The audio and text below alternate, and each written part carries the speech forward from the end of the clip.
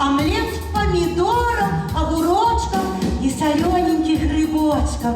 Кілограм 5 пранічков, сковородку дранічков, медовухою запіла, потім трохи відпочила. З'їла,